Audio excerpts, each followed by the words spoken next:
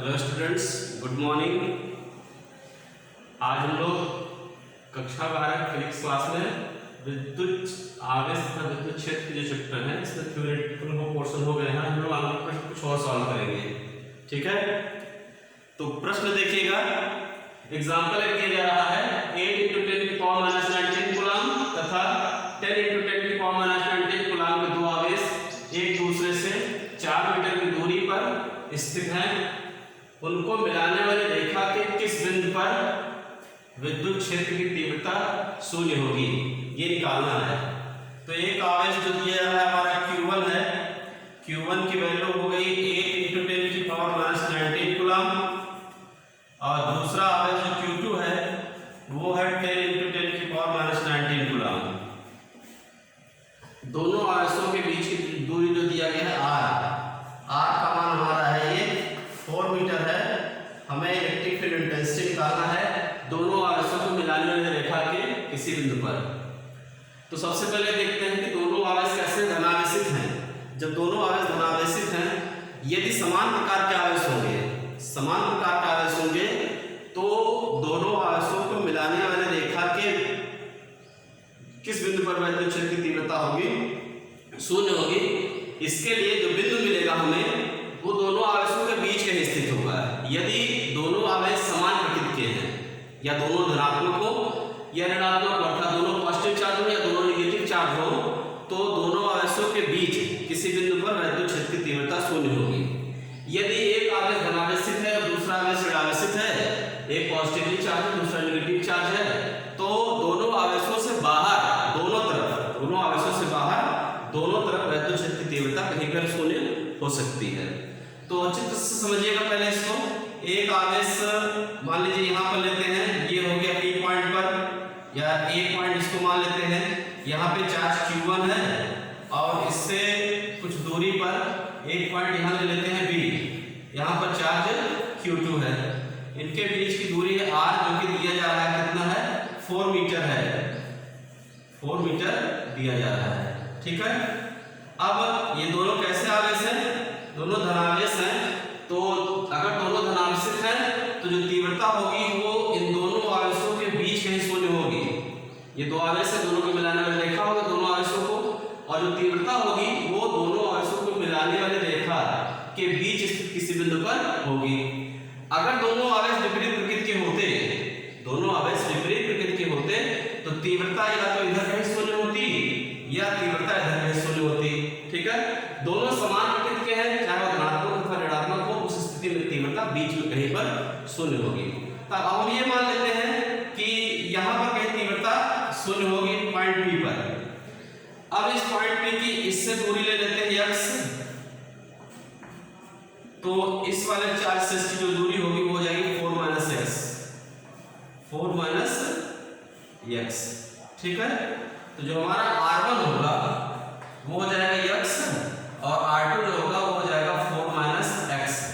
Metre में रहेगा तो मीटर में ही दिखाएंगे इसको। अब ये माना जा रहा है कि बिंदु P पर विद्युत क्षेत्र की तीव्रता शून्य है, ठीक। अब देखिए एक आवेश से हम तीव्रता निकालते हैं। जैसे Q1 आवेश के कारण, Q1 आवेश के कारण बिंदु P पर विद्युत क्षेत्र की तीव्रता किस आवेश के लिए निकालना है, Q1 के लिए निकालना है। तो इसको मान लेते हैं E1 = 1/4 pi epsilon not Q1/R1 का स्क्वायर, Q1/R1 का स्क्वायर। E1 बराबर हो जाएगा ये 9 × 10⁹ इंटू Q1 का मान 8 × 10⁻⁻19, 8 × 10⁻⁻19 और R1 की जगह x हो जाएगा x², ठीक। और इसको थोड़ा सॉल्व कर लेते हैं। E1 = 8 × 9 = 72 इंटू 10⁻⁻10 ये -19 प्लस 9 अपॉन में x², ठीक। ये E1 आया। अब इसके अगर हम दिशा निकालते हैं, क्योंकि विद्युत क्षेत्र की तीव्रता है, सदिश राशि है, तो इसकी दिशा भी निकालेंगे।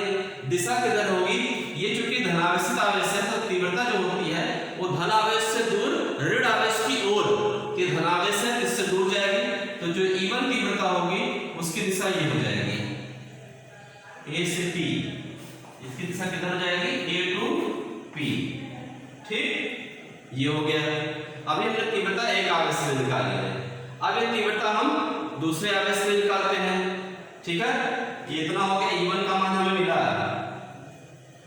अब हम E2 निकालते हैं, E2 इधर दर्शा देते हैं।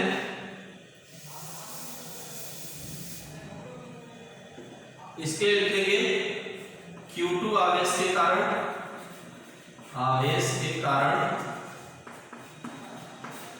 बिंदु P पर वैद्युत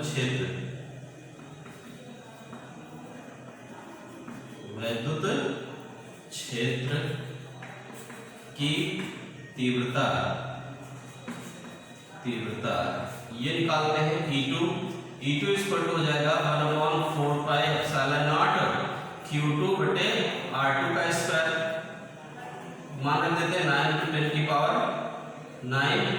Q2 की वैल्यू ये है, पीछे प्रश्न लिखा हुआ प्रश्न में 10 × 10 की पावर -19 और R2 की वैल्यू है 4 - x का स्क्वायर, 4 - x का स्क्वायर। ठीक, और इसको सॉल्व करेंगे तो 10 9 90 × 10 की पावर -10 और बटे में हो जाएगा ये 4 - x का होल स्क्वायर। ये हमारा मिल गया E2।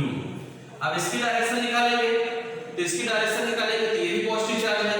जब ये भी पॉजिटिव चार्ज है तो इससे भी इस आवेश Q2 के कारण अगर हम तीव्रता निकालते हैं तो इससे भी तीव्रता आवेश से दूर जाते हैं, तो आवेश से दूर जाते हैं मतलब इधर हो जाएगा E2। ठीक, तो इस तरह से हम बिंदु P पर E1 और E2 का मान निकाले और E1 और E2 दोनों की दिशाएं निकाले। ये हो गया P to B, P से B की ओर। अब अगर हम बिंदु P पर परिणामी तीव्रता निकालते हैं और जैसा कि प्रश्न में दिया गया है कि किस बिंदु पर वैद्युत क्षेत्र की तीव्रता शून्य होगी, हम ये मान रहे हैं कि बिंदु P पर वैद्युत क्षेत्र की तीव्रता शून्य है। इसका मतलब हुआ कि ये E1 और E2 दोनों बराबर हैं, तभी एक दूसरे को निरस्त करेंगे और बिंदु P पर वैद्युत क्षेत्र की तीव्रता शून्य होगी। तो बिंदु P पर वैद्युत क्षेत्र की तीव्रता शून्य है, इसका मतलब है E1 और E2 के मान बराबर है। तो इसको आगे देखिए सॉल्व करते हैं। प्रश्नानुसार बिंदु P पर परिणामी वैद्युत क्षेत्र की तीव्रता शून्य है, अतः E1 इक्वल टू हो जाएगा E2। E1 equal to E2, E1 और E2 दोनों आपस में बराबर होंगे तभी दोनों एक दूसरे को निरस्त करेंगे और बिंदु P पर परिणामी तीव्रता शून्य हो जाएगी। ठीक, अब इसको देखिए E1 की वैल्यू रखते हैं। E1 की वैल्यू ये है 72 × 10 की पावर -10 बटे में x स्क्वायर बराबर, इधर E2 की वैल्यू ये है, E2 की वैल्यू ये है 90 × 10 की पावर -10, 90 × 10 की पावर -10 बटे में 4 - x का होल स्क्वायर, 4 - x का होल स्क्वायर। ठीक, अब इसी को सॉल्व करना है और सॉल्व करके हमें वैल्यू किसकी निकालनी है, x की। किस बिंदु पर वैद्युत क्षेत्र शून्य होगा, तो हमें वैल्यू x की निकालनी है। देखिए इसको काट देते हैं, ये आपका कट जाएगा 10 को -10 10 9 ये 9 9 90 10 इधर आ जाएगा, 9 72 8 इधर आ जाएगा और काटेंगे 5 आ जाएगा, इधर काटेंगे 4 आ जाएगा।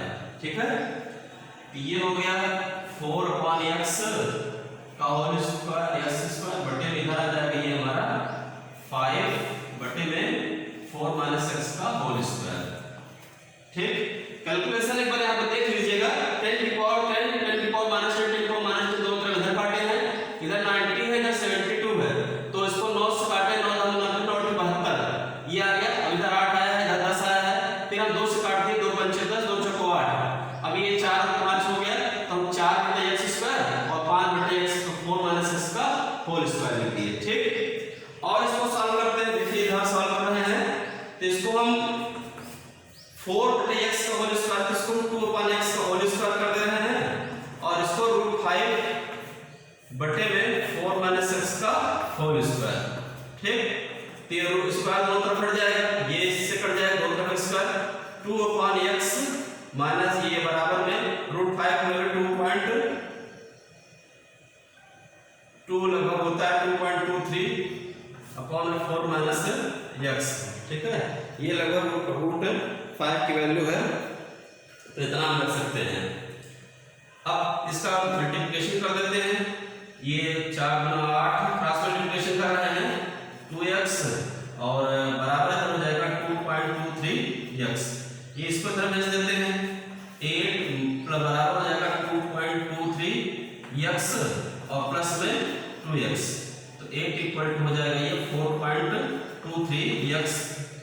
अब x इक्वल टू हो जाएगा 8 बटे में 4.23, 8 बटे में 4.23। ठीक है, अब इसको डिवाइड करेंगे तो लगभग ये पूरी तरह 4 × 8 2 से कम ही आएगा, क्योंकि ये 4.23 है, तो लगभग ये 1.88 मीटर इसके आसपास आ जाएगा।